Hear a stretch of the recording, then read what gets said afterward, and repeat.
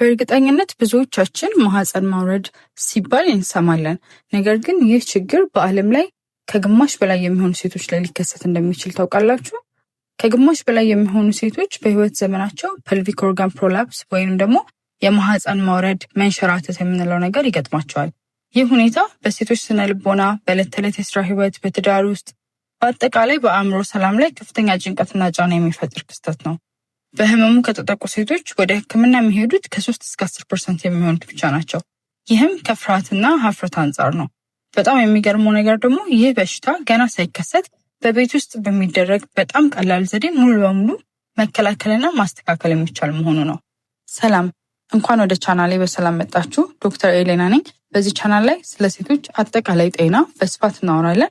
ራሷን የምትንከባከብ ደስተኛና ስለ ጤናዋ በቂ ግንዛቤ ያላት ሴት ለመሆን ቻናሉን ሰብስክራይብ በማድረግ አብራችሁኝ ሆኖ ቀጥታ ወደ ዛሬው ርዕሳችን ስናልፍ ለመሆኑ ማህፀን መንሸራተት ወይም ፕሮላፕስ የምንለው ነገር ምንድን ነው የሚለውን ከማየት እንጀምር። ማህፀን ከውስጣዊ የሴት መራቢያ አካል አንዱ ሲሆን በዋነኝነት በእርግዝና ወቅት ጽንሱ የሚያድግበት ቦታ ነው። ይህ ማህፀን በቦታው ጸንቶ እንዲቆም ልክ እንደ መረብ ደግፈው የያዙት የተለያዩ ጠንካራ ጡንቻዎችና ጅማቶች አሉ። ታዲያ እነዚህ ጡንቻዎች በተለያዩ ምክንያቶች አቅም አጥተው ሲላሉ ማህፀኑን መደገፍ ያቅታቸዋል። በዚህ ጊዜ ማህፀኑ ከተቀመጠበት ትክክለኛ ቦታው ወደ ታች ወደ ብልት መስመር ይንሸራተታል ወይንም ይወርዳል ማለት ነው። ይህ ሁኔታ ነው የማህፀን መንሸራተት የሚባለው። ታዲያ ለዚህ ጡንቻ መላላትና ለማህፀን መንሸራተት የሚያጋልጡ ዋና ዋና ነገሮች ምንድን ናቸው? የመጀመሪያው የወሊድ ሁኔታ ነው። በምጥ መውለድ ዋነኛ ምክንያት ሲሆን በተለይ ረጅምና አድካሚ ምጥ ማሳለፍ ወይንም ብዙ ልጆችን መውለድ ጡንቻዎች እንዲላሉ ያደርጋል። እዚህ ጋር በሀገራችን አንድ ትልቅ ልምድ ማንሳት እፈልጋለሁ። እናቶች ሲወልዱ ገንፎ በደንብ ካልበላሽ ማህፀንሽ ይወርዳል ምናምን ተብሎ የሚነገረን ታሪክ አለ። ገንፎ መመገብ የተለያዩ ጥቅሞች ቢኖሩትም ለእናትየውም ጥንካሬ ቢጠቅሙም በምጥ ጊዜ ለሚፈጠር የጡንቻ መላላት ግን ማህፀን እንዳይወርድ በቀጥታ የመከላከል አቅም ግን አይኖረውም። ስለዚህ ይሄ ያው አፈ ታሪክ ነው እንጂ ገንፎ ስላልበላች አንድ ሴት ይሄ ነገር አይከሰትባትም ማለት ነው። ሁለተኛው ለዚህ ነገር የሚያጋልጠው ነገር የእድሜ መግፋት ወይንም ደግሞ ማረጥ ሜኖፖዝ የምንለው ነው። ሴቶች የሜኖፖዝ ላይ ሲደርሱ ጡንቻችንን የሚያጠነክረው ኤስትሮጅን የተባለ ሆርሞን ይቀንሳል። ይህ ደግሞ ለጡንቻ መላላት ምክንያት ይሆናል ማለት ነው። ሶስተኛው በየቀኑ አቅምን የሚፈታተኑ ከባድ እቃዎችን በብዛት ማንሳት ሲሆን ይህም በሆድና በዳሌ ጡንቻዎች ላይ ከፍተኛ ጫና በመፍጠር ፕሮላፕስ እንዲከሰት አስተዋጽኦ ያደርጋል። አራተኛው ረጅም ጊዜ የቆየ ከባድ ሳል ወይም ድርቀት ሲሆን በመጸዳዳት ወቅት በተደጋጋሚ በጣም ማማጥ ማህፀኑ ወደታች እንዲወጣ ያደርጋል። አምስተኛው ደግሞ ከመጠን ያለፈ ውፍረት ነው። ይህም በዳሌ ጡንቻዎች ላይ የማያቋርጥ ጫና በመፍጠር ተመሳሳይ ችግር ያስከትላል ማለት ነው። ስለዚህ አንዲት ሴት ማህፀኗ የተንሸራተተ መሆኑን በምን ታውቃለች ወደሚለው እንግባ። ምልክቶቹ እንደየደረጃው ይለያያሉ። በመጀመሪያው ደረጃ ላይ ምንም ምልክት ላያሳይ ይችላል። እየቆየ ሲሄድ ግን በብልት አካባቢ የሆነ ነገር እንደወረደ ወይም እንደወጣ ሆኖ መሰማት፣ በታችኛው የጀርባ ክፍል አካባቢ የማያቆም ውጋት ወይም የክብደት ስሜት፣ በግብረ ስጋ ግንኙነት ጊዜ የህመም መሰማት፣ እንዲሁም ሽንትን ቶሎ ቶሎ መሽናት፣ ሽንትን መቆጣጠር አለመቻል ወይም ደግሞ ሙሉ ለሙሉ መሽናት አለመቻል እንደ ምልክት ሊሄድ ይችላል ማለት ነው በጣም እየባሰ ሲሄድ።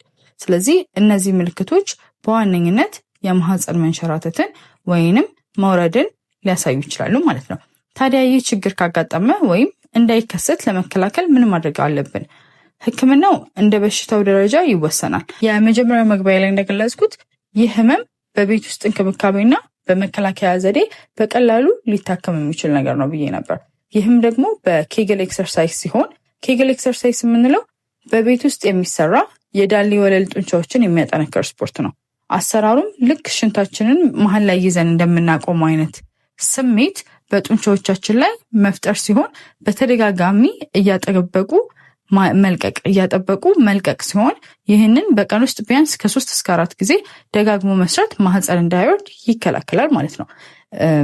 ይህ ነገር ሲነገር ቀላል ሊመስል ይችላል ወይ ደግሞ ትልቅ የስፖርት ካልሰራን በስተቀር መፍትሄ የማያገኝ ይመስላል። ነገር ግን ይህ ኬግል ኤክሰርሳይዝ በጣም ከሚባለው በላይ ፐልቪክ ኦርጋን ፕሮላፕስን ለመቆጣጠር በጣም ከሚባለው በላይ አስተዋጽኦ የሚያደርግ እንቅስቃሴ ነው ማለት ነው። ከዚህም በተጨማሪ ደግሞ ድርቀት እንዳይከሰት ፋይበር የበዛባቸውን ምግቦች መመገብ፣ ክብደትን መቀነስ፣ ከባባድ ዕቃዎችን አለማንሳት፣ ደረቅ ሳልም ወይም ረዘም ያለ ጊዜ የቆየ ሳልም ካለ ለሳሉ ሕክምና መውሰድ አስቀድሞ ከምንጩ ችግሩን ለመከላከል ይረዳል ማለት ነው።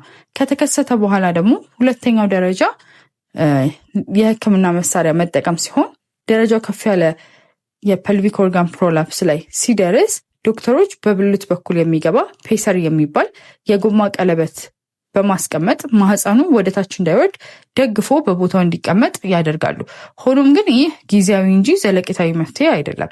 ለምሳሌ አንድ ሴት እርጉዝ ሆና ነገር ግን ይህ የማህፀን መውረድ ቢያጋጥማት ልጁ እስኪያድግ ድረስ ያ ማህፀን ምንም አይነት ኤክሰርሳይስም ለመስራት ላይመቻት ይችላል። እንደገና የልጁም ጫና ስለሚኖር ክብደቱ ከኤክሰርሳይሱም ያለፈ አይነት ሕክምና ሊያስፈልገው ይችላል።